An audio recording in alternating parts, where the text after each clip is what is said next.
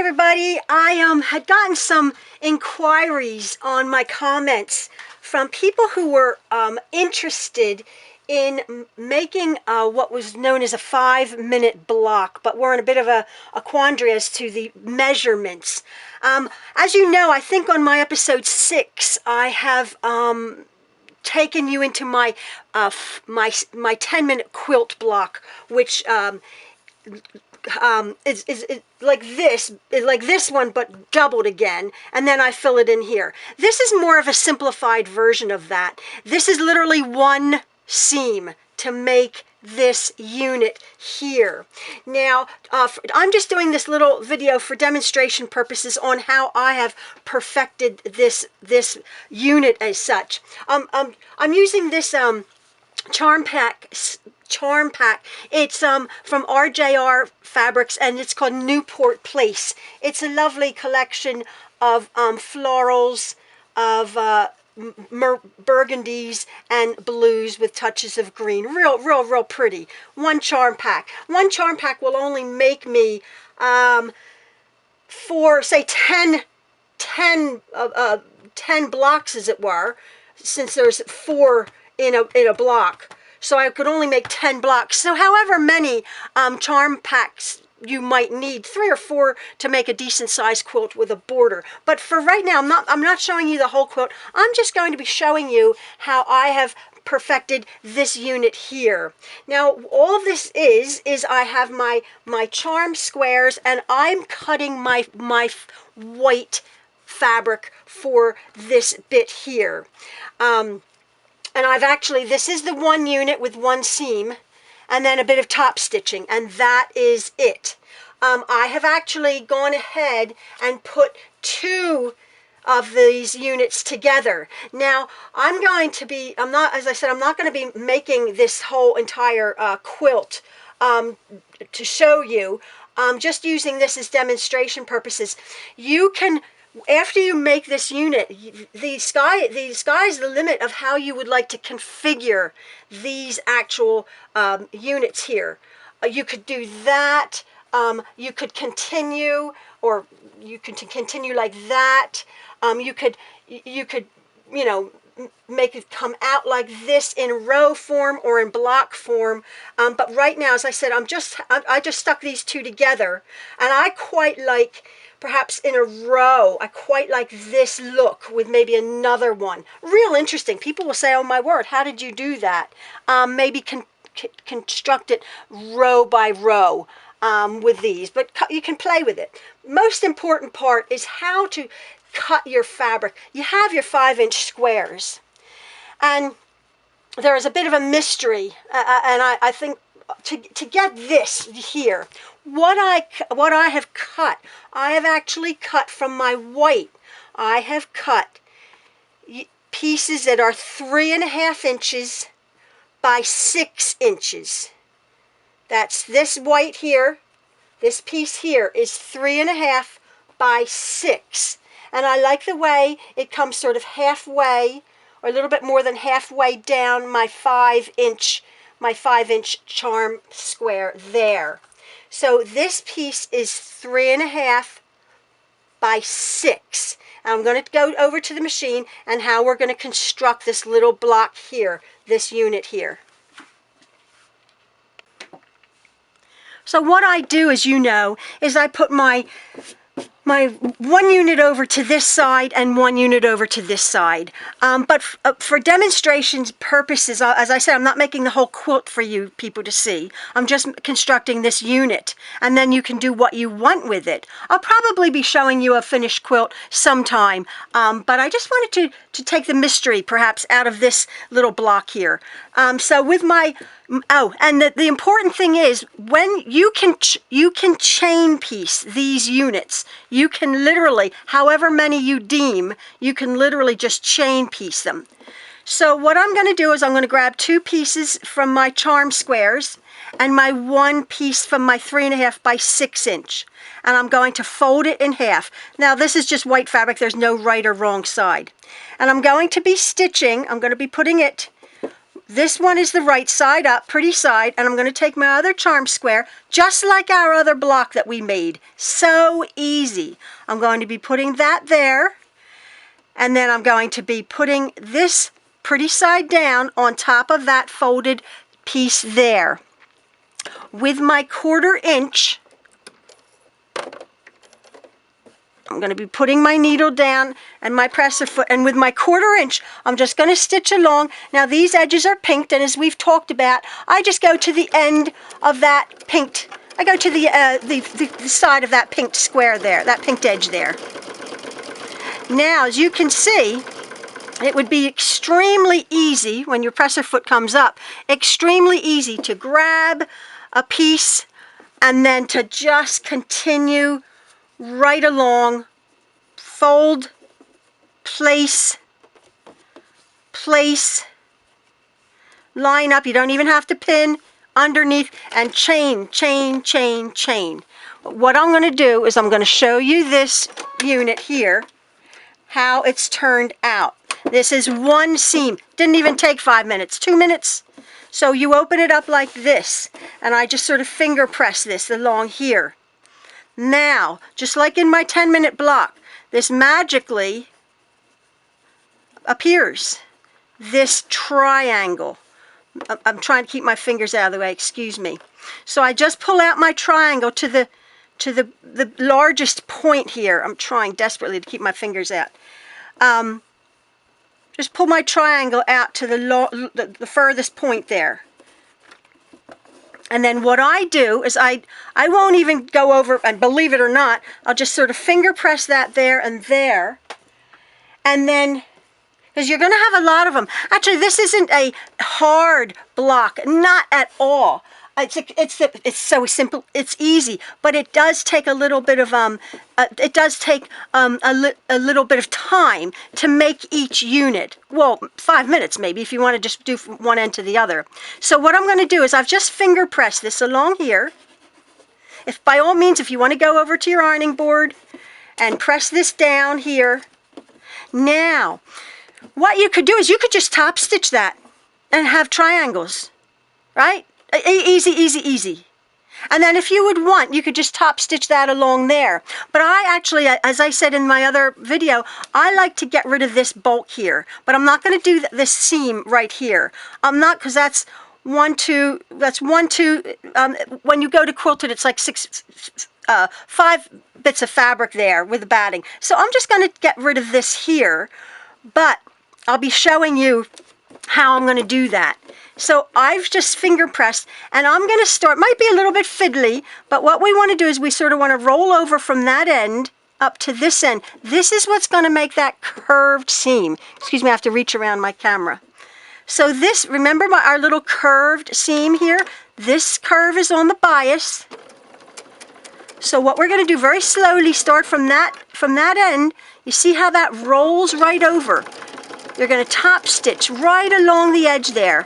I'm a little bit crooked, so that's a little bit wide. My camera's in the way. Remember what I say about being right in front of the camera. So I'm gonna come. I have a whole tutorial on this, but I'm gonna, on this little point here, to get your point real good, I'm gonna come right to the corner, to the right-hand side, and put my needle down. You see that? Now I'm gonna roll this piece right on over. Sometimes it goes, sometimes it doesn't. And needle down, needle down, and then I'm going to just roll this one right around here. Just slow. All this pin is doing is trying to secure your top edge. And as I said, if you wanted to stitch that, you could, but you'll have that lump of seam there, which I don't love. So now, I just come off that rolled edge and take it right off the machine. And whoops, there is my little unit. You can make as many of these as you want or not, or you know, blocks, put them in all different configurations. But what I'd like to do now is I will go over to my ironing board, but before I do that, there's just one piece of fabric, which is fine, the white here, because this is just one, and this is one. What I do is, you can see along this stitching line, just in like my other 10-minute quilt block, 3 Awesome Seam. I think it's episode 6. I'm just going to go right down to that lump there, and then come right back up. Being careful, obviously, not to cut this white. Your scissors can move right along there. You've gotten rid of that, and you've made this little unit. And the world is your oyster. You can just do what you want with these. If you wanted to stitch that along, let me just grab these other ones. So you can, as I said, you can put them like that, opposite each other. I mean, you could do that, but it's sort of no purpose in doing that. You might as well have just made a whole block with my other thing. So this is like half. This is half of my awesome 3-seamed block made with charm squares. The other one we've made, remember we made that with like 10-inch squares, and it makes up massive? Well, this is just a little unit. This is like half of the unit. And it might be a little bit more manageable for you, actually. I quite like this look here, if you can see. So maybe I would construct maybe a row going this way, and then another row opposite, and then join the rows up, join the blocks up. However, you can really go to town with your imagination, or I could just keep going right along here. This is quite pleasant. I actually made a quilt, and I just did it real simple. All of these whites were going that way, and then the next row I did them all going that way. It was so pleasant. Sashed it with a bit of white and a bit of border. It was so pretty. But anyway, there's that little, I would call it a 2-minute block, literally, seriously. You cut out your 3.5 by 6 inch, you have your charm squares, you make that one seam, and then your bit of top stitching. And as I said, you could just make it straight, and then you have diamonds in your quilt as such. But I like the curve piecing. People will think you're real clever. So anyway, that's my little tip for the day to how to make like a 5-minute quilt block. I hope you've enjoyed it, folks. Bye.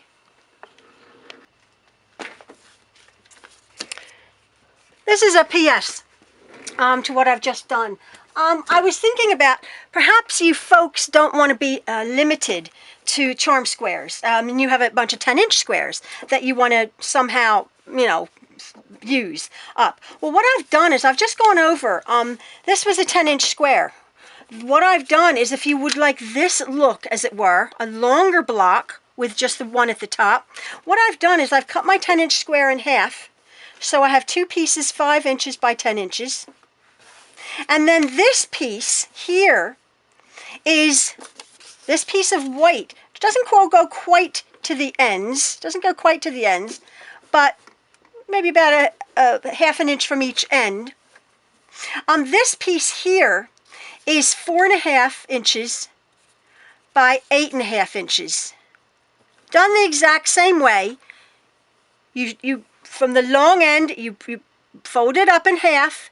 You lay it down on your right side up, and then you sandwich it right side down between the two 5 by 10 inch, and you come up with, having held your point and pull your things out the most, you come up with this look. So if that's the look you want and have a larger square, that's awesome. So you can do a lot with that. So that's a 10-inch square cut in half, 2 5 by 10 inches. And then the centerpiece is a 4.5 by 8.5 inch. So I've done that. And then I was messing, and I thought, I wonder if I could get it right to the very end of a block.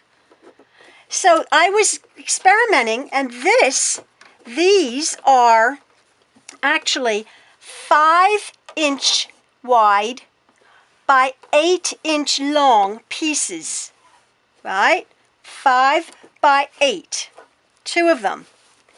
Centered in the middle is a piece that goes from end to end.